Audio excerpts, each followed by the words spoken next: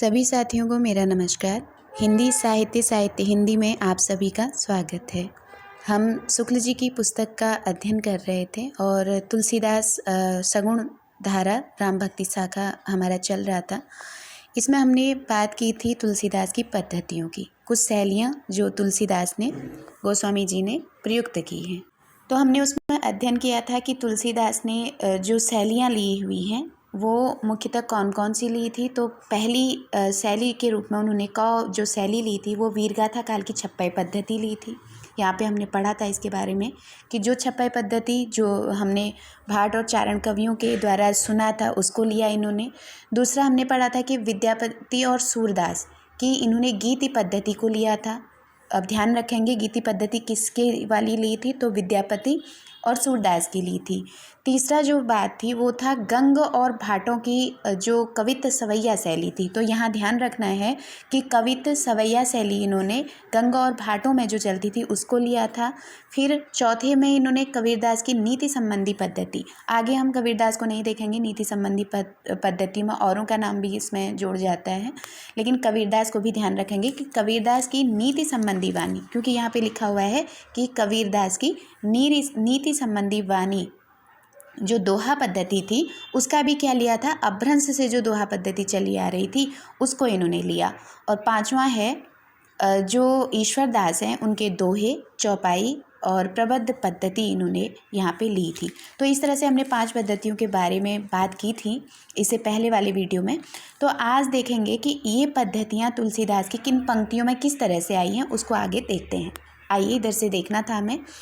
इस प्रकार काव्य भाषा के दो रूप और रचना की 5 मुख्य शैलियाँ साहित्य क्षेत्र में गोस्वामी जी को मिली। ठीक है, तो यहाँ पे 2 बातें निकल के सामने आई हैं कि तुलसीदास ने जो अपना काव्य भाषा जो लिखी थी उसके 2 रूप, ठीक है, ध्यान रखेंगे 2 रूप और रचना की 5 पद्धतियाँ जिसको हम पढ़ के आ चुके हैं। यानी कि जो इन्होंने छप्पई पद्धति ली थी, सूरदास और विद्यापति की गीत पद्धति 2 हो गई, चरण ये गंग और भाट की जो कवित्त सवैया थी 3 हो गई, कबीरदास और की नीति संबंधी जो दोहा पद्धति थी अपभ्रंश से जो चली आ रही थी वो हो गई, और 5वां ईश्वरदास की जो दोहा चौपाई वाली पद्धति थी उसको लिया था। तो 2 रूप और 5 पद्धति आप इनकी काव्य भाषा में देखेंगे, आप इसको नोट करेंगे कि इस प्रकार काव्य भाषा के 2 रूप और रचना की 5 मुख्य शैलियाँ साहित्य क्षेत्र में गोस्वामी जी को मिली थी। तो पूछ सकते हैं ना, प्रश्न बन सकता है कि गोस्वामी जी को काव्य भाषा में कितने तरह के काव्य भाषा के कितने रूप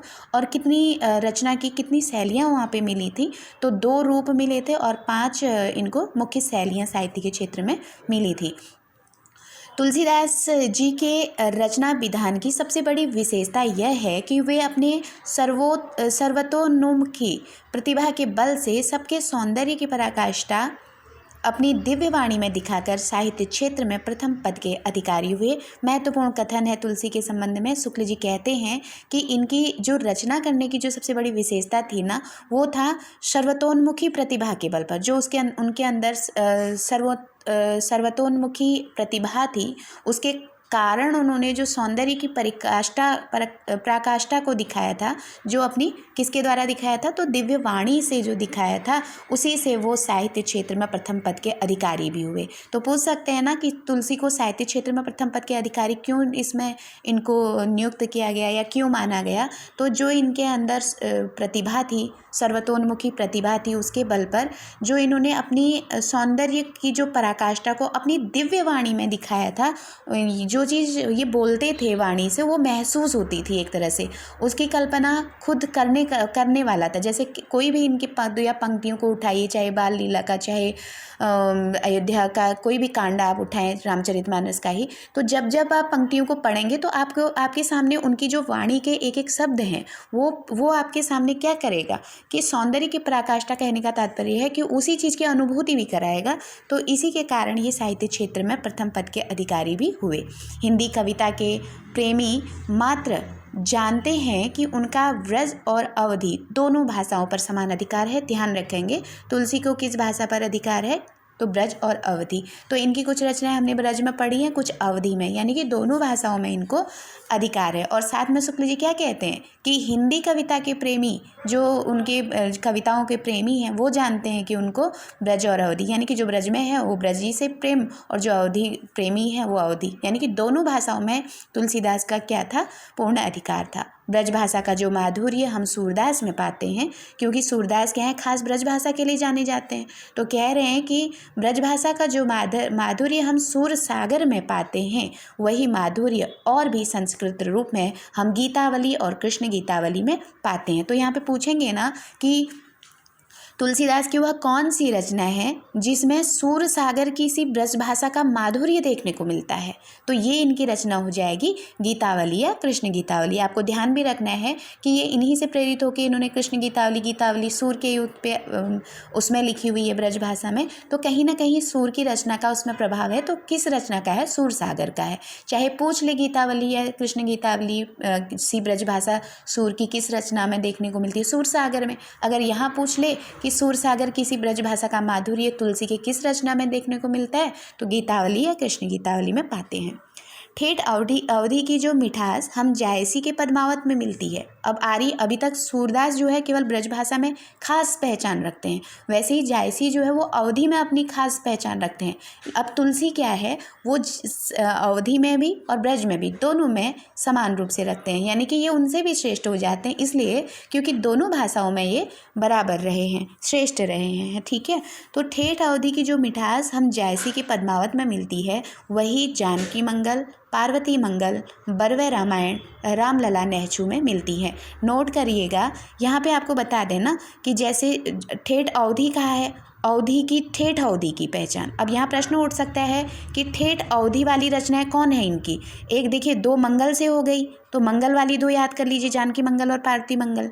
ठीक है, एक रहीम से प्रेरित होकर के लिखी थी, तो वो बरवे रामायण हो गई, और एक रामलला नेहचू हो गई। तो इस तरह से इनकी ये चार रचनाओं को ध्यान में रखना, जिसको इन्होंने जायसी के साथ कोरिलेट करके बताया है कि जो ठेठ अवधि की सुगंध जो जायसी के ग्रंथ में मिलती है, वो हमें तुलसी के किन ग्रंथों में देखने को मिलती है। तो दो मंगल हो गए, तो जानकी मंगल, पार्वती मंगल, एक रहीम के उससे लिखा था तो बरवे रामायण, और एक रामलला नेहचू है। ठीक है, तो मंगल आप ऐसे भी ध्यान रख सकते हैं कि दो मंगल गीत हैं, तो तीसरा जो रामलला नेहचू है वो भी मंगल गीत है। उसमें भी उनके नखसिक का जो कहते हैं ना, नख छेदन वाला वो जो कर्मकांड रहता है, राम का नख छेदन उसमें हुआ था, तो उसमें भी कहीं ना कहीं मांगलिक वाला कार्य हुआ है। तो जानकी मंगल में विवाह है, पार्वती मंगल में पार्वती और उनका विवाह है, और वैसे ही राम का जो नख छेदन हुआ था उसमें उसका इसमें संस्कार के रूप में एक वो भी मांगलिक टाइप का है। तो इसलिए तीन ये मंगल से हो गए और एक बरवे रामायण हो गए। ये चारों में ठेठ अवधि के जैसे जायसी का है वैसा ही प्रभाव देखने को मिलता है। यह सूचित करने की आवश्यकता नहीं कि न तो सूर की अवधि पर अधिकार था और न जायसी का ब्रजभाषा। आपके कहने का तात्पर्य यही है ना कि सूर खास ब्रजभाषा के लिए जाने जाते हैं और जायसी जो है वो खास अवधि के लिए जाने जाते हैं। तो इसलिए इन दोनों को अपोजिट करके कह दिए हैं कि यह सूचित करने की आवश्यकता नहीं कि न सूर का अवधि पर अधिकार था, यानी कि सूर को ब्रज में अधिकार था, अवधि उन्होंने लिखी नहीं है। वैसे ही जायसी का अवधि पे अधिकार था तो उन्होंने ब्रज नहीं लिखी है, लेकिन जो तुलसी थे उनको दोनों पर अधिकार था, वो ब्रज और अवधि दोनों में काम किए हैं। तो इसलिए आगे कहते हैं कि प्रचलित रचना शैलियों पर भी उनका इसी प्रकार का पूर्ण अधिकार हम पाते हैं। तो अब हमको जो मूल रूप से देखना था वो यहीं से देखना था कि जो इनकी पद्धतियाँ थी, आपके जो सामने पंक्तियाँ आ रही हैं, आपसे पूछ सकते हैं कि इन पंक्तियों में कौन सी पद्धति को तुलसीदास ने दर्शाया है। ज़्यादा व्याख्या में उतना इसमें कुछ नहीं है, केवल पंक्तियों में ध्यान रखना है कि इस पंक्ति में तुलसी की कौन सी शैली या पद्धति मिलती है। तो पहली पद्धति वीरगाथा काल की छप्पय पद्धति। तो पहला जो क के रूप में आती है हमारे सामने वो वीरगाथा काल की छप्पय पद्धति है। इनकी रचना थोड़ी है पर इसकी निपुणता पूर्ण रूप से प्रदर्शित करती है। ध्यान रखेंगे, वीरगाथा काल में जो छप्पय पद्धति चलती थी, जो हम खासकर राशो ग्रंथों में पढ़ते हैं, वो वाली पद्धति तुलसी की उसमें भी देखने को मिलती है। लेकिन क्या कहा है इन्होंने कि इसकी निपुणता पूर्ण रूप से प्रदर्शित कर, लेकिन इसकी रचना थोड़ी है। ध्यान रखेंगे, बहुत ज़्यादा छप्पय पद्धति प्रयुक्त नहीं है, लेकिन थोड़ी है कह रहे हैं। ठीक है, तो पहले ही पंक्ति आ रही हैं। अब इन पंक्तियों को ध्यान में रखेंगे कि पंक्ति देके पूछ सकते हैं कि इसमें किस पद्धति का तुलसी ने प्रयोग किया है, तो आपके दिमाग में होना चाहिए कि इसमें छप्पय पद्धति प्रयुक्त हुई है। पंक्ति क्या है? कतहु बिटप भूतर उपारि परसेन बरखत, कतहु बाजी सो बाजी मर्दि गजराज करखत। चरण चोट चटकत चकोट अरि उर सिर बज्जत, विकट कटक विदरत वीर वारित जिमि गज्जत। लंगूर लपेटत पटकि भट्ट, जयति राम जय उच्चरत, तुलसी पवन नंदन अटल जुद्ध क्रुद्ध कौतुक करत।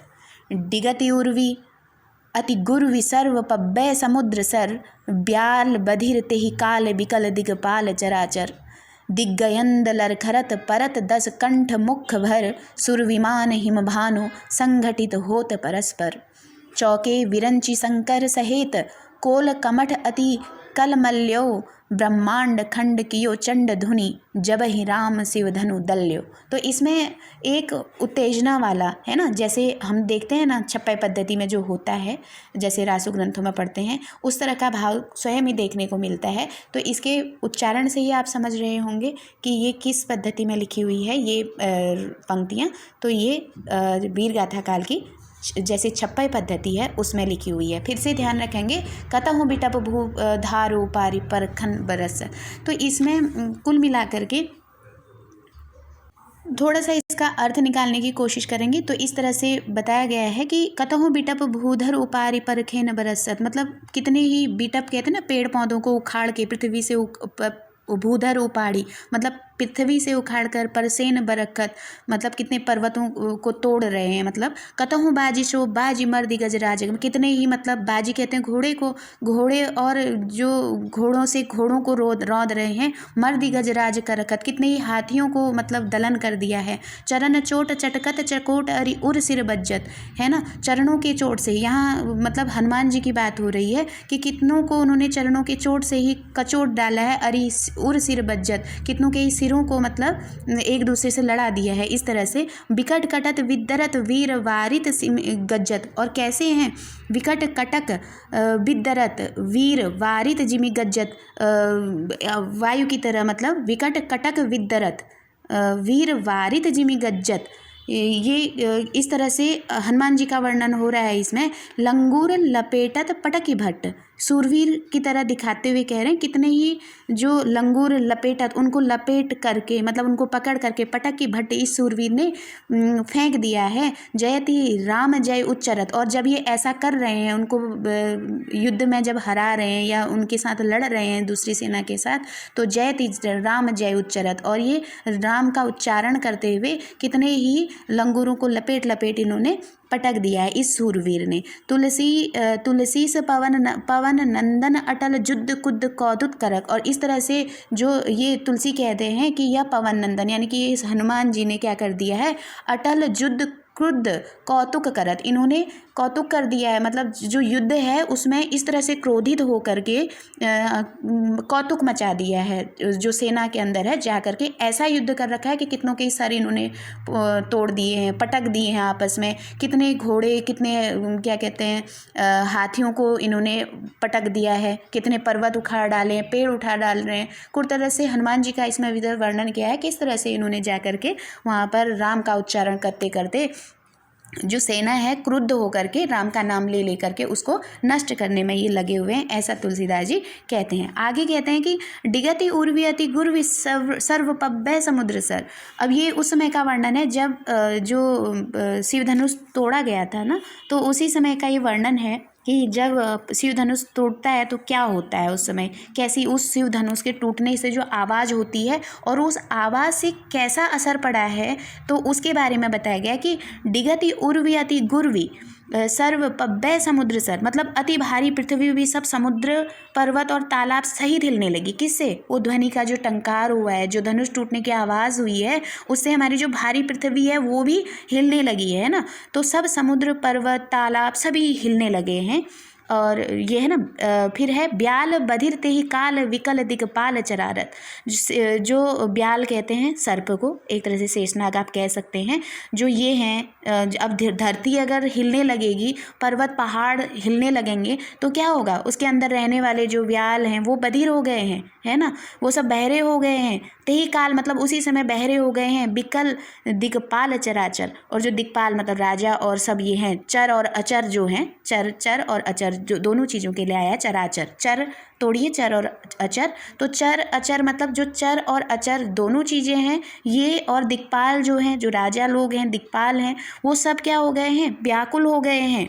ठीक है, विकल मतलब व्याकुल हो, विकल दिक्पाल चराचर, चर अचर दिक्पाल सब, ये सब देख करके व्याकुल हो गए हैं। ब्याल बदिरते ही काल, जो ब्याल हैं उसके अंदर मतलब शेषनाग या नाग सर्प जाति जो भी है ये बहरे हो गए हैं, उस तरह की आवाज़ हुई है उससे बहरे हो गए हैं, और दिक्पाल और सब चर और अचर व्याकुल हो गए हैं। दिग्गयंत लरखत, दिग्गयंत लरखत परत 10 कंठ मुखबर। अब ये देखिए दिग्गयंत, दिग्गयंत मतलब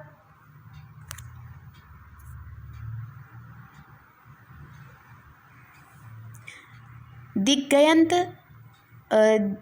एक मिनट, दिग्गयंत लरखत परत 10 कंठ मुखबर।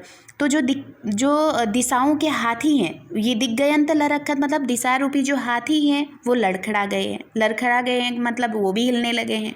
परत 10 कंठ मुखबर, 10 कंठ रावण को कहते हैं, और रावण जो है वो भी मुख भर गिरने लगा। परत 10 कंठ मुखबर, और जो रावण है वो भी मुख के बल गिर गया है ना। तो फिर है सुर विमान हिम भानु भानु संगठित परस्पर। अब कह रहे हैं कि जो देवताओं के विमान हैं, सुर विमान, सुर मतलब देवता, देवताओं के विमान हैं। और उसके बाद कह रहे हैं him Bhanu, him Bhanu, him him हो गया चंदा मामा, और भानु हो गया सूर्य, है ना। हिम मतलब हिम की तरह शीतलता देने वाला चंद्रमा, हिम चंद्रमा के लिए आ गया, और भानु आ गया, भानु मतलब सूर्य हो गए।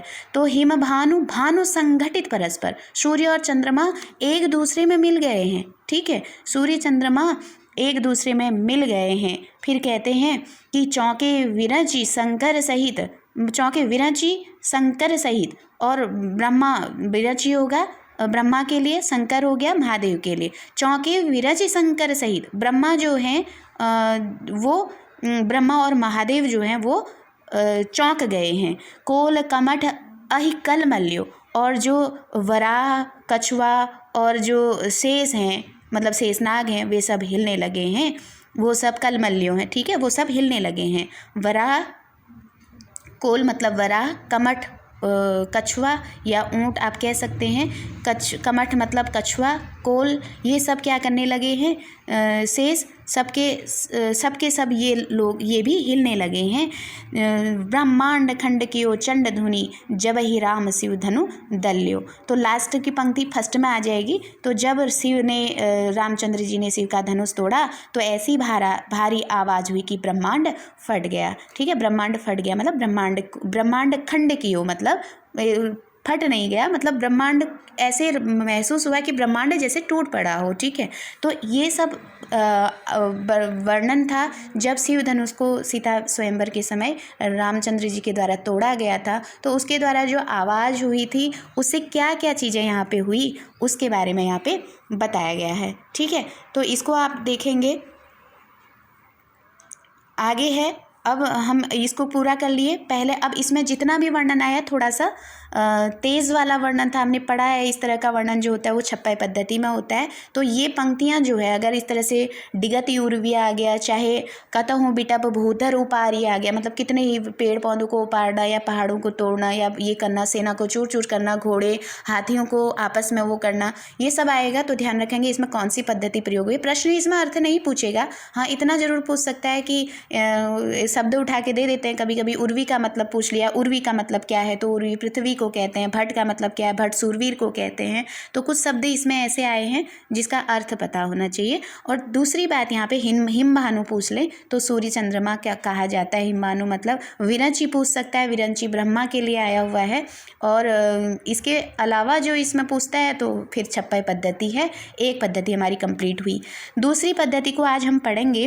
तो दूसरी पद्धति है विद्यापति और सूरदास की गीति पद्धति। ध्यान रखेंगे विद्यापति और सूरदास की गीति पद्धति। पहले में कुछ नहीं दिया है, बस इतना ध्यान रखना कि वीरकाल की छप्पई पद्धति पहले में। ठीक है, दूसरे नंबर में इनकी आ रही है जो विद्यापति और सूरदास की गीत पद्धति थी उस पर किया था। तो इनकी पद्धतियाँ भी साथ में ध्यान में रखेगा।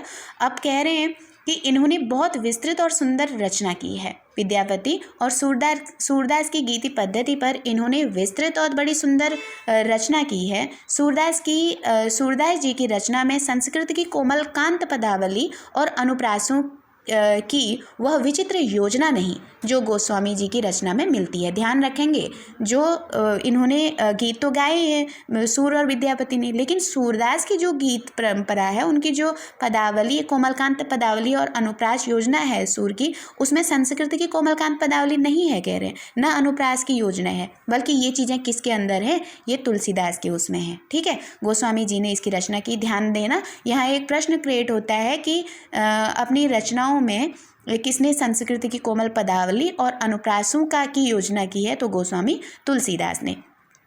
दोनों भक्त शिरोमणियों की रचना में यह भेद ध्यान देने योग्य है और इस पर ध्यान अवश्य जाता है। गोस्वामी जी की रचना अधिक संस्कृत गर्भित है। देखिए, यहाँ तुलसी और सूर को आपस में करके पूछ सकते हैं इनमें दोनों में अंतर क्या है। तो तुलसी ने संस्कृत निष्ठ शब्दावली कोमलकांत पदावली का प्रयोग किया, इसके विपरीत सूर ने इसको नहीं किया। और यहाँ पर भी शुक्ल जी मोहर लगा रहे हैं कि ये भेद है इनके अंदर एक, इस पर ध्यान देना चाहिए, है ना। खुद कह रहे हैं कि इन दोनों भक्ति शिरोमणियों की रचना में यह मत ध्यान देने योग्य है। क्या मत है वो, कि तुलसी ने संस्कृत निष्ठ शब्दावलियों का प्रयोग किया, कोमलकांत पदावली का प्रयोग किया, इसके विपरीत सूर के उसमें ये चीज़ देखने को नहीं मिलती है। आगे कहते हैं, पर इसका यह अभिप्राय नहीं कि इनके पदों में शुद्ध देश भाषा का माधुर्य नहीं। तुलसी ने अगर संस्कृत निष्ठ पदावलियों का प्रयोग किया है तो इसका मतलब ये नहीं है कि उनके उसमें माधुर्य नहीं है, क्योंकि सूरदास के अगर संस्कृत निष्ठ शब्दावली नहीं थी तो उनमें माधुर्य बहुत ज़्यादा था। तो यहाँ पे शुक्ल जी बता रहे हैं कि इन्होंने अगर संस्कृत निष्ठ पदावलियों को भी रखा तो इसका मतलब ये मत समझिएगा कि उनमें मधुरता नहीं है, उनमें माधुर्य नहीं है, जबकि उसमें माधुर्य भी है।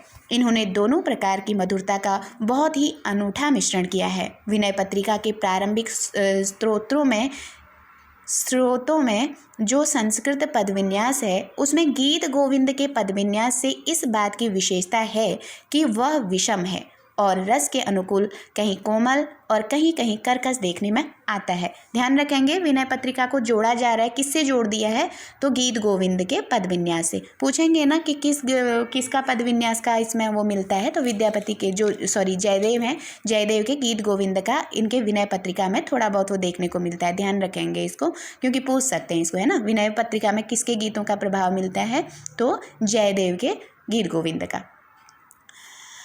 आगे कहते हैं, हृदय की विविधा भावों की व्यंजना गीतावली के मधुर पदों में देखने योग्य है। अगर आप हृदय के विविध भावों की व्यंजना देखना, अब ये एक प्रश्न बन रहा है यहाँ पे कि तुलसी के किस रचना में हृदय के विविध भावों की व्यंजना देखने को मिलती है, तो इनकी गीतावली हो गई। ध्यान रखना, ये महत्वपूर्ण प्रश्न है जहाँ से प्रश्न क्रिएट होते हैं। ठीक है, हृदय के जो विविध भाव होते हैं, हृदय के अंदर पनपने वाले भाव, वो तुलसी के किस रचना में देखने को मिलते हैं, तो वो उनके गीतावली में मिलते हैं। ठीक है, गीतावली में कौशल्या के सामने भरत अपनी आत्मग्लानि को व्यंजित करते हैं। ये जो हृदय के भाव है ना, वो भरत के द्वारा देखे कौशल्या को किस तरह से व्यक्त हुए हैं वो दिखाया गया है। तो पहले जो पंक्तियाँ बोल रहे हैं, ध्यान रखेंगे कि ये पंक्तियाँ भरत ने कही हैं अपने कौशल्या माँ को, और वो अपने हृदय की पीड़ा को बता रहे हैं उनको। तो ये पंक्ति देख के पूछ सकते हैं यहाँ पे कि ये पंक्तियाँ किसके द्वारा कही गई हैं, तो ये भरत द्वारा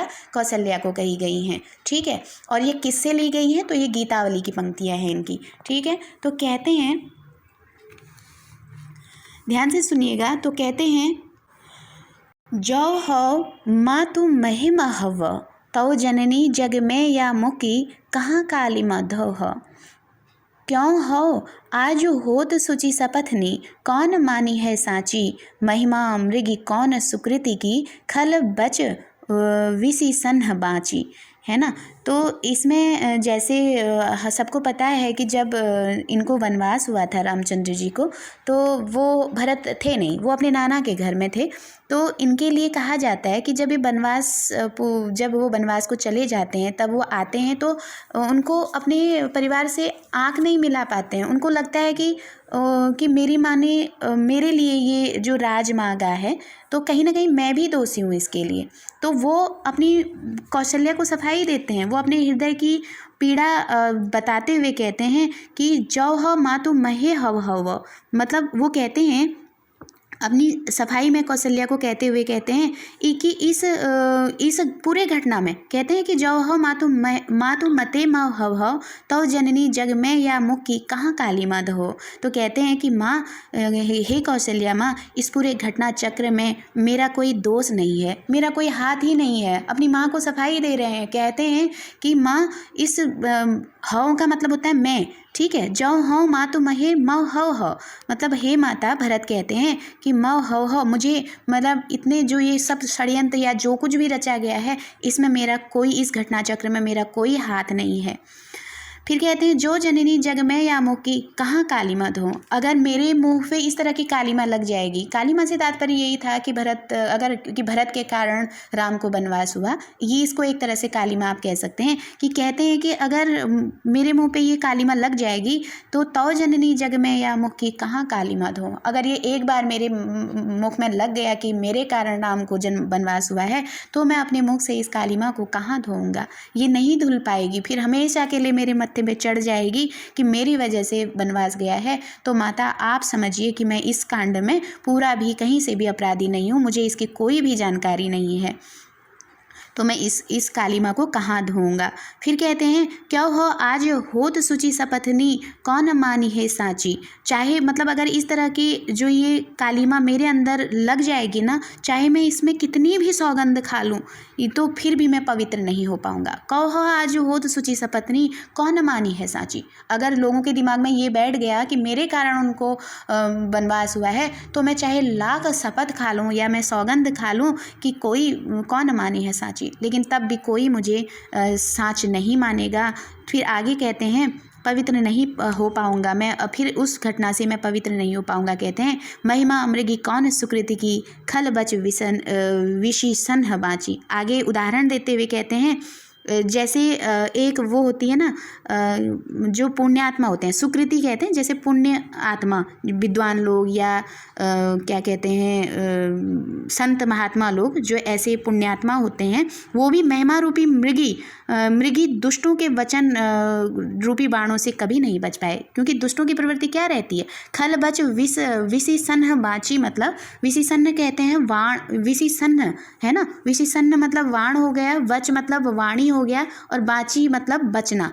तो जो दुष्टों की प्रवृत्ति होती है, ये विद्वानों को हर समय क्या करते हैं, आरोपित करते रहते हैं, वो उन पर कोई ना कोई आरोप लगाए रहते हैं। इसीलिए कह रहे हैं कि जब महिमा मृगी कौन सुकृति की, सुकृति कहते हैं पुण्य आत्मा, जैसे ऐसे पुण्यात्मा भी मतलब जो ये इस तरह के दुष्ट प्रवृत्ति वाले लोग होते हैं, जो खल होते हैं, उनके जो वाणी, उनके दुष्ट वचन होते हैं, उनकी दुष्ट वचन रूपी वाणों से नहीं बच सके, तो मैं कैसे इस तरह के वाणों से बच जाऊंगा। तो यहाँ पे कौशल्या माँ को वो सफाई देते हुए कहते हैं। ये पंक्तियाँ अगर पूछता है कि ये कहाँ से है, तो ये गीतावली से, और गीतावली में कौन सी पद्धति का प्रयोग हुआ है, तो ध्यान रखेंगे सूर और जयदेव की, जो सूर और जयदेव की जो पद्धति है उसका इसमें प्रयोग हुआ है। तो इसमें ध्यान रखेंगे दूसरी वाली पद्धति जो विद्यापति और सूरदार की गीति पद्धति है उसका प्रयोग हुआ है। ध्यान रखेंगे ये पंक्ति कहाँ से है, जौ हो मातु महे मऊ हव, तो भरत के द्वारा कही हुई पंक्ति है, माँ कौशल्या को अपनी सफाई दे रहे हैं, और ये गीतावली की पंक्ति है।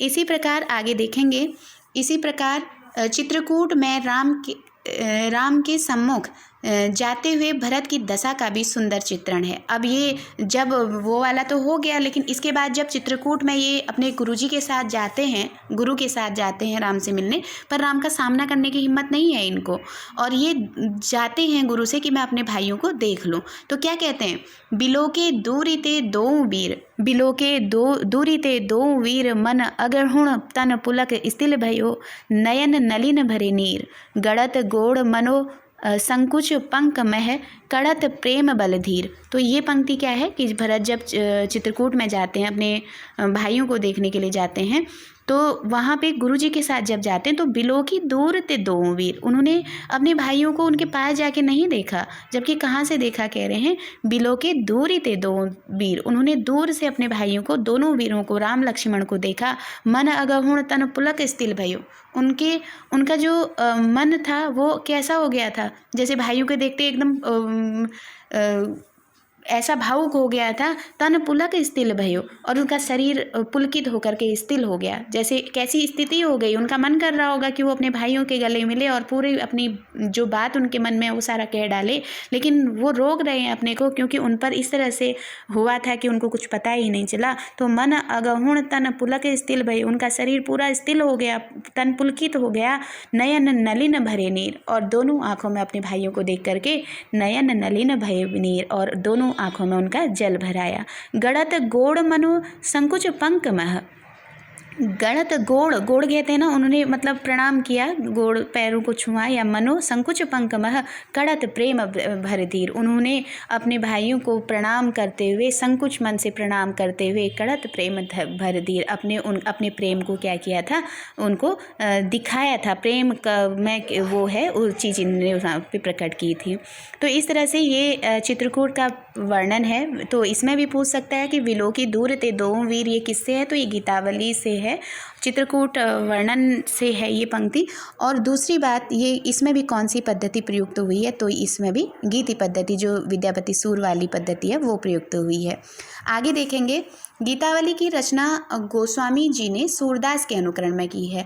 यहाँ एक जगह ये जो दिया गया है, गीतावली की रचना गोस्वामी जी ने सूरदास के अनुकरण में की है। प्रश्न बन सकता है ना कि कौन सी रचना है जो इन्होंने तुलसीदास ने सूर के अनुकरण पे की है, तो गीतावली। देखिए, हम जब रचनाएं आती हैं तो हम थोड़ा कन्फ्यूज हो जाते हैं, क्योंकि इनकी एक रचना कृष्ण गीतावली भी है, तो दिमाग में ये आता है कि इन्होंने अगर सूर के अनुकरण में की होगी तो सूर कृष्ण वाले थे, तो कृष्ण गीतावली इनकी रही होगी।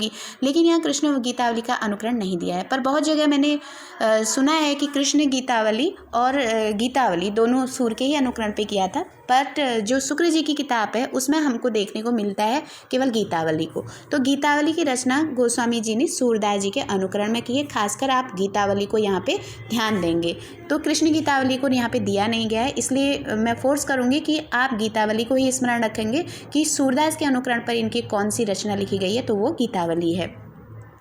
बाल लीला के कई एक पद ज्यों के त्यों सूरसागर में भी मिलते हैं। बाल लीला के कई एक पद ज्यों के त्यों सूरसागर में भी मिले हैं, केवल राम श्याम का अंतर है। तो जो बाल लीला के कई पद ज्यों के त्यों सूरसागर में भी मिलते हैं, केवल राम श्याम का अंतर है। तो इसमें ध्यान रखेंगे। तो सूरसागर के जब इन्होंने अपना गीतावली लिखी है, तो गीतावली सूरसागर के आधार पे, जो गीतावली इन्होंने रचना की थी सूरदास के अनुकरण पे, तो इनके जो सूर की रचना सूरसागर है उसमें भी बिल्कुल वही पद हूबहू मिलते हैं। और इसमें अगर अंतर है तो क्या है, गीतावली में राम है तो सूरसागर में वो श्याम है, बस इतना ही अंतर है, नहीं तो दोनों रचनाओं में एकदम श्याम मिलता है। यहाँ ध्यान रखेंगे, अगर पूछ लें कि गीतावली में जो बाल लीला के पद मिलते हैं वो सूर के किस रचना में मिलते हैं, तो ध्यान रखेंगे सूरसागर में मिलते हैं। तो सूरसागर ध्यान रखेंगे, क्योंकि साहित्य लहरी ये सब और रचनाएं भी उनकी हैं। तो सूरसागर में केवल राम श्याम का अंतर है, वो कौन सी रचना है, सूरसागर है। लंका कांड तक तो कथा की अनेक रूपता के अनुसार मार्मिक स्थलों का जो चुनाव हुआ है वह तुलसी के सर्वथा अनुरूप है, पर उत्तरकांड में जाकर सूर पद्धति के अतिशय अनुकरण के कारण उनका गंभीर व्यक्तित्व तिरोहित हो गया। यहाँ तक आप देखेंगे कि जब, ठीक है, तो इसमें जो तुलसीदास ने जो वो किया है ना, तो इसमें कह रहे हैं कि लंका कांड तक तो कथा की अनिरूपता के अनुसार मार्मिक स्थलों का जो चुनाव हुआ है वह तुलसी के सर्वथा अनुरूप है, यानी कि तुलसी का जैसा स्वभाव है उसके अनुसार इनका लंका कांड तक का पूरा जो वर्णन इन्होंने किया है वो ठीक है कह रहे हैं। पर उत्तरकांड में जाकर शूर पद्धति के अतिशय अनुकरण के कारण उनका गंभीर व्यक्तित्व तिरोहित हो जाता है। तो जहाँ तक इन्होंने लंका कांड तक के जितने भी कांड किए, इन्होंने लंका कांड तक के सही था, वो तुलसी ने जैसे मर्यादा रूप में रख रुक करके किया वो सारा अनुकूल रहा कह रहे। लेकिन जब उत्तरकांड में इन्होंने सूर का अनुकरण कर लिया तो वहाँ पर जो तुलसी का स्वभाव है, जो उनके मर्यादित होकर के लिखने का ढंग था, वो थोड़ा सा उनका व्यक्तित्व यहाँ पे तिरोहित हो जाता है। ध्यान रखेंगे देखेंगे कि इनका व्यक्तित्व कहाँ पे किस खंड में किस कांड में जाकर के तिरोहित सा लगता है, तो उत्तरकांड में, खासकर उत्तरकांड की बात हो रही है, इसलिए ध्यान रखेंगे। उत्तरकांड में ही सूर का अनुकरण किया था और जो शब्दावली थी वो वहाँ उत्तरकांड में इन्होंने तुलसी सूर की तरह ले ली थी, जिससे इनका जो व्यक्तित्व था जैसा ये लिख रहे थे उसके अकॉर्डिंग नहीं हो पाया था, व्यक्तित्व इनका तिरोहित हो गया था। कहाँ पे? उत्तरकांड में। जिस रूप में राम को उन्होंने सर्वत्र लिया है, यानी कि लंका कांड में जहाँ तक इन्होंने राम को लिया है उनका भी ध्यान उन्हें नहीं रहा। तुलसी के लिए भी कह रहे हैं कि उनको ध्यान में रखना चाहिए था कि किस तरह से वो लिखते हैं, वो चीज़ वहाँ पे उत्तरकांड में भी उनको करना चाहिए था, लेकिन इनको ध्यान नहीं रहा कि वो किस तरह से राम का वर्णन करते आए हैं लंका कांड तक, ठीक है, वो भी उनको ध्यान में नहीं रहा। कह रहे हैं सूरदास में जिस प्रकार गोपियों के साथ यहाँ ये चीज़ थी ना, जब जो हमारे वहाँ पर जब तो राम काव्य में भी रसिकता आने लगी थी, यही गलती थी तुलसीदास की, जो उन्होंने उत्तरकांड में सूर का अनुकरण करके ये चीज़ ले लिया था, ठीक है। तो ये गोपियों के साथ श्री कृष्ण हिंडोला झूलते हैं, होली खेलते हैं, वही करते राम को भी दिखाया गया है। ये कमी हो गई इनके उत्तरकांड में आके, ठीक है। तो जैसे सूर के वहाँ पे गोपियाँ, तो वो तो रसिक थे, रसिक रास रचाते थे कन्हैया, उनके लिए तो सटीक बैठता है। तो इन्होंने राम को कहीं पर भी रसिकता ला के नहीं दिया था, लेकिन उत्तरकांड में आते आते क्या कह रहे हैं कि जैसे गोपियों के साथ कृष्ण हिंडोला झूलते हैं, होली खेलते हैं, वैसे ही करते हुए इन्होंने उत्तरकांड में राम को भी दिखा दिया। अवश्य है, इतना अवश्य है कि सीता की सखियों और जो पुर नारियों का राम की और पूज्य भावना प्रकट होती है। तो यहाँ पे उनको रसिकता न दिखा करके जो भी पुरवासी हैं या सीता की सखियाँ हैं उनको राम के प्रति पूज्य भाव दिखाया है। वैसे रसिकता नहीं लाई है इन्होंने, लेकिन दिखाया इन्होंने, है ना कहीं सखियाँ और पुरवासियों को जोड़ा है राम के साथ, और यहीं पर इनका व्यक्तित्व तिरोहित दिखता है। कहते हैं प्रकट होता है कि नगसिक शोभा का अलंकृत वर्णन भी सूर की शैली पर बहुत से पदों में लगातार चला गया। सरयू तट के इस आनंदोत्सव को आगे चलकर रसिक लोग क्या रूप देंगे, ये इनका शुक्ल जी का मत है कि सरयू तट के इस आनंदोत्सव, जो इन्होंने और भी पद लिखे, उसको देख करके आगे चल के रसिक लोग का मतलब है कि तुलसी के परवर्ती जो कवि होंगे वो लोग क्या इसका मतलब निकालेंगे, ये भी गोस्वामी जी को ध्यान नहीं रहा, ये शुक्ल जी कहते हैं। ये हमारी 2 पद्धतियाँ पूर्ण हो गई। अब तीसरी पद्धति जो हम प्रयोग करेंगे वो है गंग आदि भाटों की कवित्व और सवैया पद्धति। इसको देखेंगे तीसरी पद्धति के रूप में। भी इसी प्रकार का रामचरित गोस्वामी जी कह गए, तो गंग आदि भाटों की कवित्व सवैया पद्धति पर भी इसी प्रकार सारा रामचरित गोस्वामी जी कह गए हैं, जिसमें नाना रसों का सन्निवेश अत्यंत विशद रूप में और अत्यंत पुष्ट और स्वच्छ भाषा में मिलता है। ध्यान रखेंगे, नाना रसों का सन्निवेश विशद और पुष्ट स्वच्छंद भाषा में किस में मिलता है, इनका किस उसमें मिलता है, तो ये कवित्व सवैया पद्धति में जो गंग आदि भाटों की थी, ठीक है। नाना रसमयी रामकथा तुलसीदास जी ने अनेक प्रकार की रचनाओं में की है। कवितावली में रसानुकूल शब्द योजना बड़ी सुंदर है, जो तुलसीदास जी ऐसी कोमल भाषा व्यवहार करते हैं। तो कवितावली में इस तरह की भाषा, जो कवित्व सवैया वाली पद्धति है, वो ज़्यादातर कवितावली में इस तरह से प्रयुक्त हुई है। कह रहे हैं जो तुलसीदास जी ऐसी कोमल भाषा का व्यवहार करते हैं। तो कवितावली के इन्होंने पंक्ति दी है, तो ध्यान रखेंगे, ये अगर पूछ लेते हैं ना, नाना रसों का सन्निवेश या विशद वर्णन या ये स्वच्छ रूप से भाषा जो मिलती है वो तुलसी के किस रचना में मिलती है, कवितावली में मिलती है। तो कविताओं में इन्होंने किन रस उनका प्रयोग किया, तो कवित्व सवैया का प्रयोग किया है। ये किससे लिया है, तो गंगा और भाट कवियों से लिया है। अब यहाँ जो कवितावली की इन्होंने पंक्ति दी है उसको देखेगा। राम को रूप निहारत जानकी, कंकन के नग की परछाही, याते सबे सुधी भूली गई, कर टेकी रही पल डारती नाही, है ना। तो ये जब स्वयंवर का समय था, मतलब पूरी पंक्तियाँ थी कि दूल्हा श्री रघुनाथ बने, दुलही सिय सुंदर मंदिर माही, गावती गीत सबे मिली सुंदरी, वेद जुआजुरी विप्र पढ़ाई, राम को रूप निहारती जानकी, कंकन के नग की परछाई, याते सब सुधी भूली गई, कर टेक रही पल टारती नाही। तो इस तरह से ये पंक्ति थी। तो यहाँ पे पूरी पंक्तियाँ तो इस तरह से थी कि मतलब रघुनाथ जी दूल्हा और सीता जी जो दुल्हन बनी हुई थी, सब सुंदर स्त्रियां गीत गा रही थी, युवा जो थे वो मिलकर वेद पाठ कर रहे थे। इतना मतलब पहले इसका था। फिर इसमें जो है राम को रूप निहारती जानकी, कंगन के नग पर, मतलब कंगन के नग की परछाई से सीता जी रामचंद्र जी को का रूप देख रही है। अब ऐसे देख रही है कि इसमें सब सुधि भूल गई, हाथ टेक कर रह गई और पल भी नहीं हिलाती है। मतलब वो सुध-बुध ही भूल गई है, उनको इतना राम का शरीर सुंदर रूप आ गया है और देख इसमें रही है अपने हाथ में पहने हुए कंगन के नग में उनकी परछाई देख रही है और सारी भूल गई है कि मैं स्वयंवर में आई हूँ या ये है एकदम हो। इसमें बताइएगा कौन सा सात्विक भाव इसमें हुआ है, आप ज़रूर से इसको कमेंट के माध्यम से दीजिएगा कि कौन सा सात्विक भाव का प्रयोग इसमें हुआ है। ठीक है, इसमें एक सात्विक भाव हुआ है। जब इसमें आ रहा है ना कि इसमें सब सुधि भूल गई, सुध भूल जाता है, तो कौन सा सात्विक भाव आता है आप ज़रूर से इसको कमेंट के माध्यम से बताएंगे। ठीक है, तो ये इनका इस तरह से ये था इनका। और दूसरा जो इनमें दूसरी पंक्ति जो आई है, गोरो गुरूर गुमान भरो यह कौशिक छोटो सो ढोटो है काको, है ना। तो ये पंक्ति उनकी है परशुराम के लिए। वैसे इसकी पूरी पंक्ति आप अगर देखेंगे तो वो है कि गर्भ के अर्भक काटन को पटुधार कुठार कराल है जाको सोई हो बूझत राज सभा धनु को दल्यो हो बलता को लघु आनन उत्तर देत बड़ो लरी है मरी है करी है कछु साको। ये अंतिम पंक्ति दे दी है इन्होंने कि गोरो गुरूर गुमान भरो कहो कौशिक छोटो सो ढोटो है काको। मतलब जैसे परशुराम का इसमें वर्णन हुआ है कि गर्भ के बच्चों को मारने के लिए किसका कराल फरसा तेज धार वाला है, वही मैं राजसभा में पूछता हूँ कि धनुष किसने तोड़ा। तो गुस्सा हो जाते हैं। मैं पूरे का व्याख्या बता रही हूँ क्योंकि छोटे से अंतर नहीं कर पाएंगे। तो गर्भ के अर्भक काटक को पटुधार कुठार कराल है जाको, कहते हैं कि गर्भ के उनके हाथ में कुठार रहती है ना, तो गर्भ के बच्चों को मारने के लिए जिसका कराल यानी कि फरसा तेज धार वाला है, वही मैं राजसभा से पूछता हूँ कि धनुष को किसने तोड़ा, है ना। सोई है बूझत राजसभा धनु को दली हो बलता को, है ना। किसने इस धनुष को तोड़ दिया है, मैं उसके बल को तोड़ूंगा। मतलब किसने इस धनुष को तोड़ा, क्योंकि परशुराम को वो धनुष शिव से मिला हुआ था और ये जनक को दिए थे, कुछ ऐसा इसमें वृत्तांत है। तो उसके टूटने से वो आशीर्वाद तुल्य है उनके लिए, उसको तोड़ने से वो कह रहे हैं कि किसने इसको तोड़ दिया है और मैं उसके बल को तोड़ूंगा। इतना घमंड से भरा हुआ ये कौन है ना। तो फिर कहते हैं लघु आनन उत्तर दे तो बड़ो लरी है मरी है करी है कछु साको।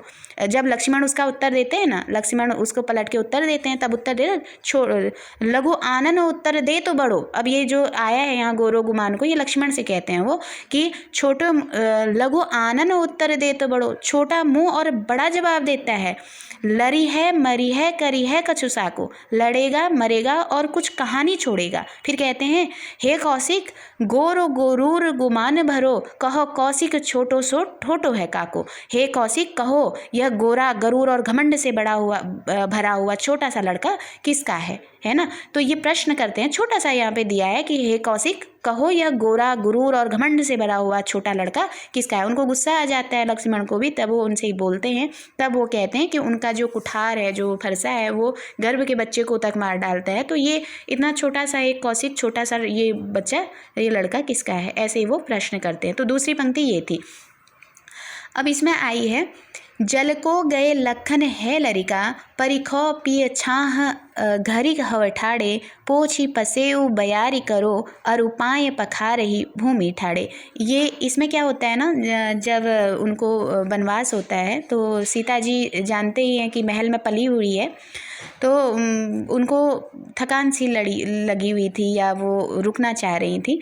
तो ऐसे ही हल्का सा विश्राम करते हैं, तो लक्ष्मण पानी लेने के लिए जाते हैं उनके लिए। तो उसी का यहाँ पे वर्णन है कि जल को गए लखन है लरिका परिखो पिय छाह खरी ठाड़े पाँची पसेहु बयारी करो और उपाय पखारे भूमि ठाड़े।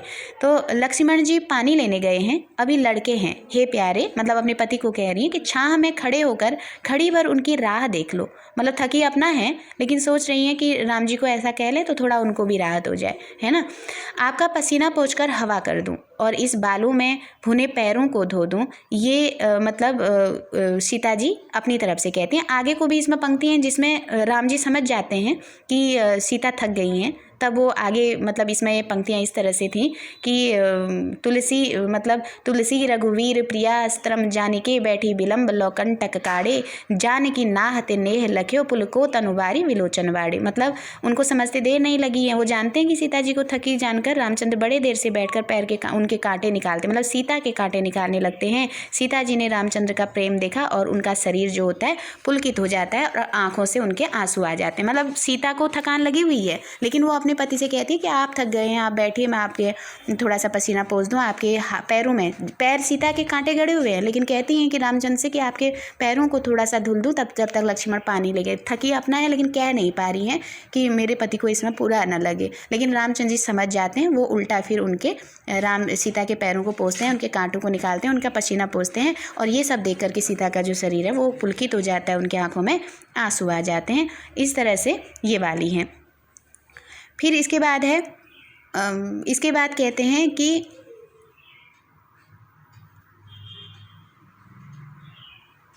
वे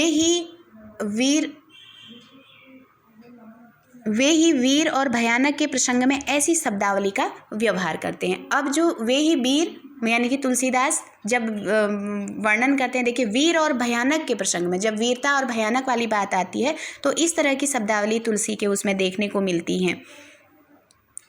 क्या कहते हैं? प्रबल प्रचंड बरिबंड बाहुदंड वीर धाये जातु धन हनुमान लियो घेरी के महाबल पुंज कुंज रारी क्यों गरजी भट जहाँ तहाँ पट के लंगूर फेरी फेरी के मारे लात तोरे गात भागे जाता हा खात कह तुलसी से राखी राम की सौ टेरी के ठहरे ठहरे पड़े कहरी कहरी उठे हरी हर सिद्ध हंसे हैरी के। तो इसमें हनुमान जी का वर्णन इसमें भी आया है। तो कहते हैं कि प्रबल प्रचंड बरी बंड बाहुदंड वीर, मतलब बड़े तेज वाले बलवान भुजा वाले वीरों ने हनुमान जी को दौड़ कर घेर लिया। प्रबल प्रचंड और बरिबंड बाहु वाले जो वीर थे, धाये जातु धन हनुमान लिए घेरी के। तो इन जो राक्षस थे, जो ये प्रबल प्रचंड बरिबंड बाहुदंड वाले जो ये वीर राक्षस हैं, इन्होंने धाये जातु धन हनुमान लिए घेरी के और जा करके हनुमान जी को दौड़ करके घेर लिया। ठीक है, आगे कहते हैं महाबल पुंज कुंजरारी क्यों गरजी भट जहाँ तहाँ पट के लंगूर फेरी फेरी के। तो बड़े बल के जो ढेर हनुमान ने भुजाओं से और पूंछ घुमा घुमा योद्धाओं को जहाँ तहाँ पटक दिया और वह शेर की तरह गरजने लगे, है ना। गरजी भट्ट सूरवीरों की तरह गरजने लगे या शेर की तरह गरजने लगे। धाये जातु धन हनुमान लिए, जब इन्होंने इनको घेर लिया हनुमान जी को, महाबल पुंज कुंजरारी क्यों गरजी भट्ट जहाँ जहाँ पट के लंगूर फेरी फेरी के। और जब हनुमान जी को इन्होंने घेरा तो उसके बाद क्या हुआ, इन्होंने अपनी पूंछ घुमा घुमा करके जो योद्धा या ये जो राक्षसों की सेना आई थी इनको जहाँ तहाँ पटक दिया और शेर की तरह ये गरजने लगे। ठीक है, मारे लात तोरे गात भागे जाता हाहाकार। इन्होंने ये लात मारता था, देह तोड़ डालते थे, जिससे राक्षस हाहाकार खाते हुए भाग जाते थे। इन्होंने क्या किए, लात घूसे जो था लात मारा उनको, उनकी देह को तोड़ डाला, जिससे जो राक्षस थे वो मतलब हाहाकार करके वहाँ से भागे जाते थे। और कह तुलसी से राखी राम की सटेरी के ठहरे ठहरे पड़े कहरी कहरी उठे। तो इसके बाद क्या कहते हैं कि और पुकार पुकार कर कहते थे कि मतलब तुलसीदास कहते हैं कि तुझे राम की कसम है हमें रख ले। ठहर ठहर की पुकार पड़ी थी, परंतु कहर सा पड़ गया था और ठौर ठौर पर करा उठ रहे थे। मतलब जो वो उनको कसम दे रहे थे राम की, राखी राम की सौ मतलब राम की कसम दे रहे थे। टेरी के ठहर ठहर पड़े कहरी कहरी उठे, करा रहे थे, इधर उधर पड़े हुए थे और राम की कसम दे रहे थे। वो राम हनुमान जी को रोकने के लिए। ऐसा कौन कहते हैं, तुलसीदास कहते हैं। ठहरे ठहर पड़े कहरी कहरी उठे, ठौर ठौर पर करा उठ रहे थे और हरी हर सिद्ध हंसे हरि के। और हर और सिद्ध लोग देख देख करके हर अर्थात ठहाका मार के हंस रहे थे। हर और सिद्ध, हरि मतलब हरि, हर और हरि है ना। हरि हर मतलब शिव हो गए और हरि मतलब विष्णु हो गए। हर और विष्णु जो हैं वो ये सब देख करके हर करके क्या कर रहे थे, ठहाका मार करके हंस रहे थे। तो ये हनुमान जी का वो वर्णन है जब उनको क्या कहते हैं, इन्होंने राक्षसों की सेना ने उनको घेर लिया था और किस तरह से उस सेना का उन्होंने प्रहार किया था, उसको किस तरह से वहाँ से भगा दिया था, वो चीज़ इसमें दिखाई गई है। आगे देखिएगा, बालधि विशाल विकराल ज्वाल ज्वाल ज्वाल मानो लंक लीलीबे को काल रस ना पसारी है। ये सब कवितावली की पंक्तियाँ हम पहले ही पढ़ चुके हैं कि कवितावली में तुलसीदास ने इस तरह से ये सारे अगर आ जाएं कि गोरो गुमान भरो किसमें से है, कवितावली से। राम को रूप निहारती जानती, ये भी कवितावली से है। जल को गए लखन है लरिका, ये भी कवितावली की पंक्तियाँ हैं। प्रबल प्रचंड बरिबंड बाहुबली, ये भी कवितावली की पंक्ति है। हो इसमें अलग अलग कांडों से ये होगी, है ना। और ऐसे ही फिर बालधि विशाल विकराल ज्वाल, ये वाला जो आया है इसको देखिएगा, ये भी कवितावली से है। बालसी विशाल विकराल ज्वाल जाल मानो लंक लीलीबे के काल रस ना पसारी है।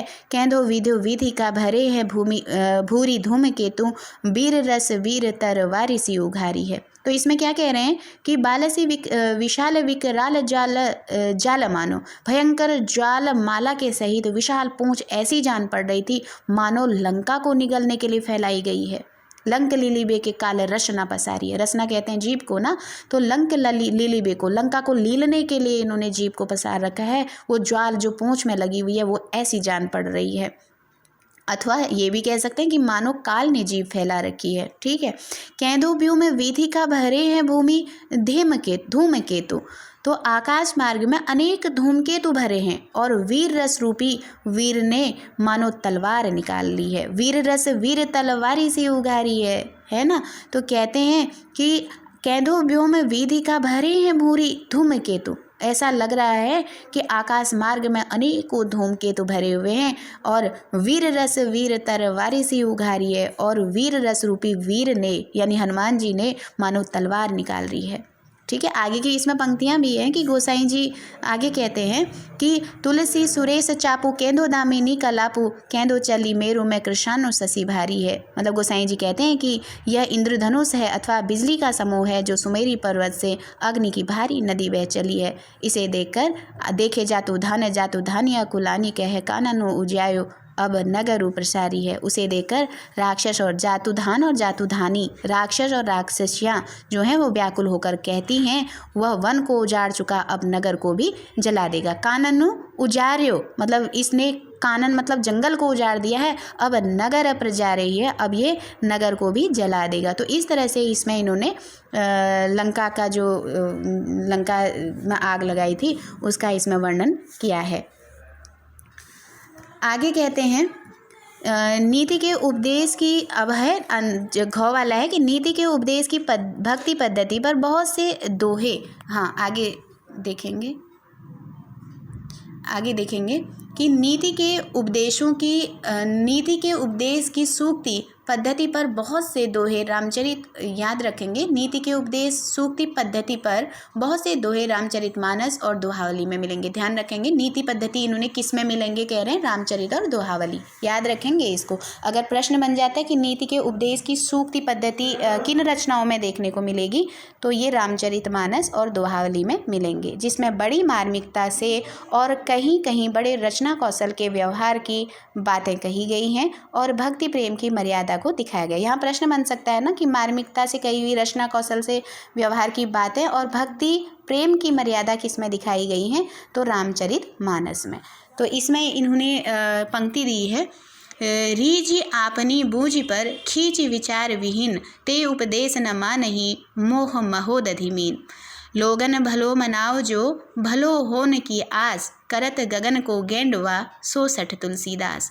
कि तो ही लागहि राम प्रिया, कि तू राम प्रिय होए, दुई मह रुचय जो सुगम सोई, की बै तुलसी तो ही। तो इसमें मतलब कुछ मिला के व्यक्ति के उसके लिए कहा है, जैसे कोई व्यक्ति होता है कि अपनी ही आदतों से या अपनी ही बुद्धि पर ही उसको घमंड होता है और दूसरे के विचारों को जैसे वो हीन मानता है, बस उसी तरह का इसमें वर्णन किया है कि अपनी ही रीझ अपनी बूझी पर, अपनी बुद्धि पर जो व्यक्ति अपनी बुद्धि पर मतलब रीझा रहता है, मतलब अपनी ही बुद्धि के ही आगे पीछे, वो किसी की सुनता नहीं है, वह दूसरे के विचारों को विचार विहीन समझता है ना। खींच विचार विहीन मतलब दूसरे के विचारों को मतलब सही नहीं मानता है। आगे कहते हैं ते उपदेश न माने ही मोह महोदति मीन, तो उसके उन उपदेशों को नहीं मानता है, वो अपने को इतना सर्वश्रेष्ठ मानता है, तो वो किसकी तरह है, कह रहे हैं मोह महोदति मीन, उस मीन की तरह है जो समुद्र के अंदर रहती है। यानी कि समुद्र तो बहुत बड़ा है लेकिन उसके अंदर मोह महोदति, समुद्र कहते हैं ना, मोह महोदति मीन की तरह है। लोग भलो मनाओ जो भलो होने की आस, लोग भलो मनाओ जो भलो होने की आस, करत गगन ते गेंडवास सो सठ तुलसीदास। तो कहते हैं कि वे उन मतलब जो वह जैसे कुछ तुलसी कहते हैं कि कुछ लोग भले की आस में दूसरों को भी मतलब उसी में शामिल करते हैं, भले होने के लिए भलो मतलब औरों को भी उसी में शामिल करते जा रहे हैं। लेकिन तुलसी स्वयं को क्या कहते हैं, सो सठ तुलसीदास, मतलब तुलसी ऐसा खोटा मतलब खोटा तुलसी, या कह लीजिए सो सठ तुलसीदास ना, सो सठ वैसे दुष्ट के लिए आता है, यहाँ पे दुष्ट या अपने आप को खोटा कहते हुए कह रहे हैं कि ऐसा है कि गगन को गेंडवा कहते हैं ना, तकिया बनाकर कहते हैं कि तुलसीदास तो ऐसा है कि उसने क्या कर रखा है कि गगन को गेंडवा बनाकर, मतलब स्वर्ग के मतलब आसमान के नीचे या गगन को तकिया बनाकर वो सो गया है। इस तरह का क्या है, कहते हैं तुलसीदास है। कि तो ही लागे ही राम प्रिय, कि तू राम प्रिय होए, कहते हैं कि या तो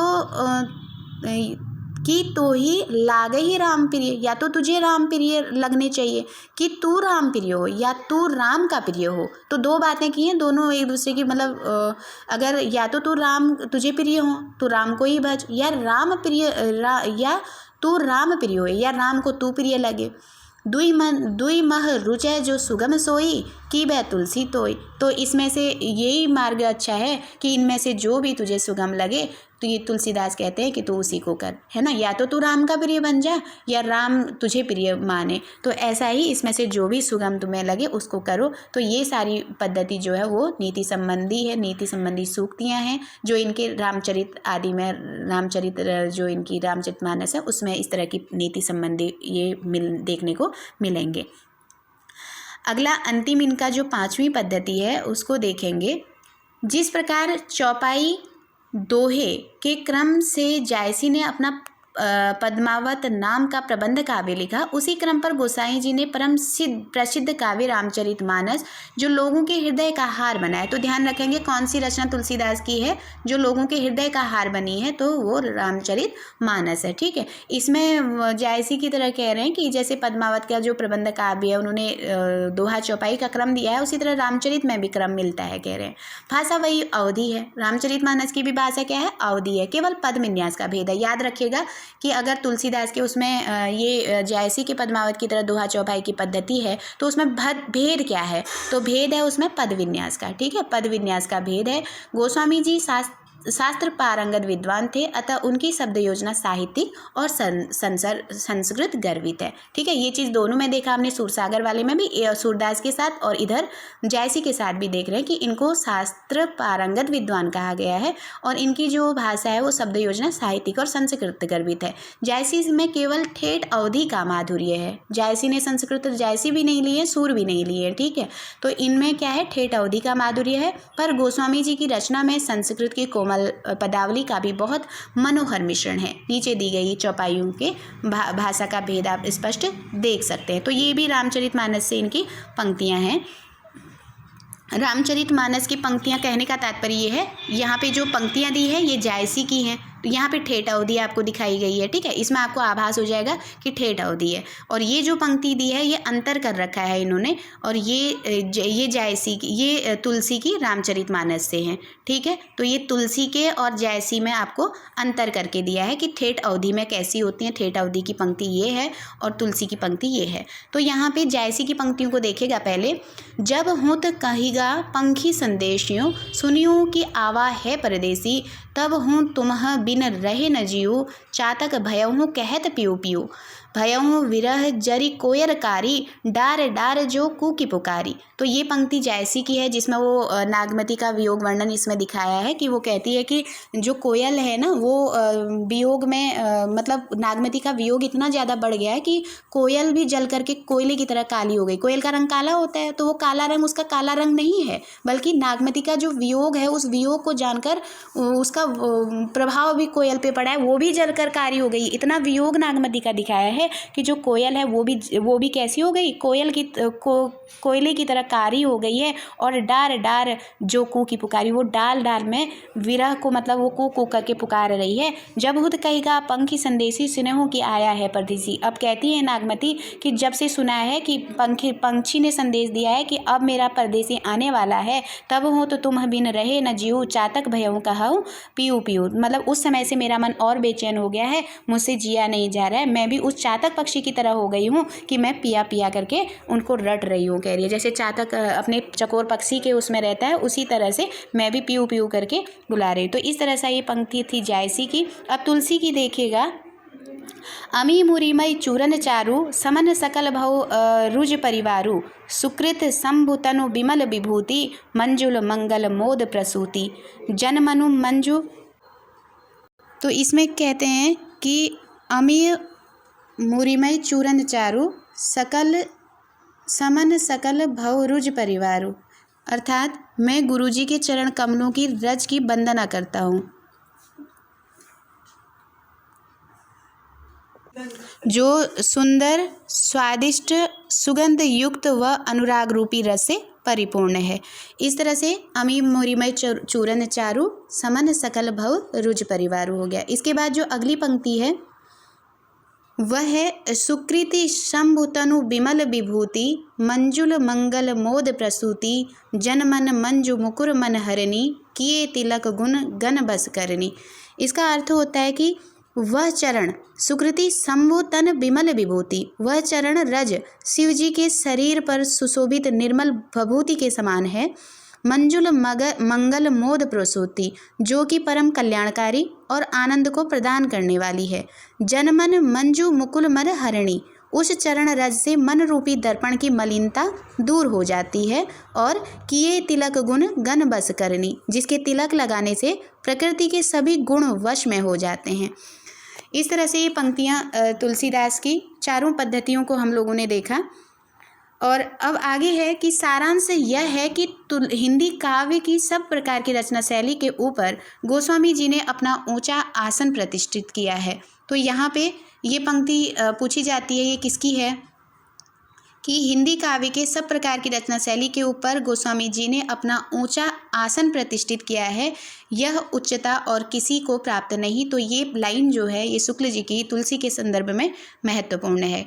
अब हम गोस्वामी जी के वर्णित विषय के विस्तार का विचार करेंगे। यह विचार करेंगे कि मानव जीवन की कितनी अधिक दशाओं का सन्निवेश उनकी कविता के भीतर है। इस संबंध में हम यह पहले ही कह देना चाहते हैं कि अपने दृष्टि विस्तार के कारण ही तुलसीदास जी उत्तरी भारत के समग्र जनता के हृदय मंदिर में पूर्ण प्रतिष्ठा के साथ विराजमान रहे हैं।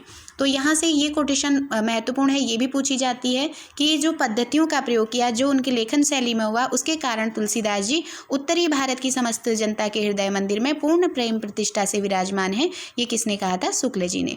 भारतीय जनता का प्रतिनिधि कवि यदि किसी को कह सकते हैं तो इन्हीं महानुभाव को। और कवि जीवन का कोई एक पक्ष लेकर चले हैं, जैसे वीर काल के कवि उत्साह को, भक्ति काल के दूसरे कवि प्रेम और ज्ञान को, अलंकार काल के कवि दाम्पत्य प्रणय या श्रृंगार को। पर इनकी वाणी की पहुंच मनुष्य के सारे भावों और व्यवहारों तक है। एक ओर तो वह व्यक्तिगत साधना के मार्ग में विरागपूर्ण शुद्ध भगवत भक्ति का उपदेश करती है, तो दूसरी ओर उपदेश लोक पक्ष में आकर पारिवारिक और सामाजिक कर्तव्यों का सौंदर्य दिखाकर मुग्ध करती है। व्यक्तिगत साधना के साथ ही साथ लोक धर्म के अत्यंत उज्ज्वल छटा उसमें वर्तमान है। तो इस तरह हमने आज पांचों पद्धतियों का यहाँ पर देखा, और कल हम पढ़ेंगे आगे तुलसीदास के संदर्भ में। इसी के साथ क्लास को यहाँ पे समाप्त करते हैं। वीडियो कैसी लगी आप ज़रूर अपनी प्रतिक्रिया दें। धन्यवाद।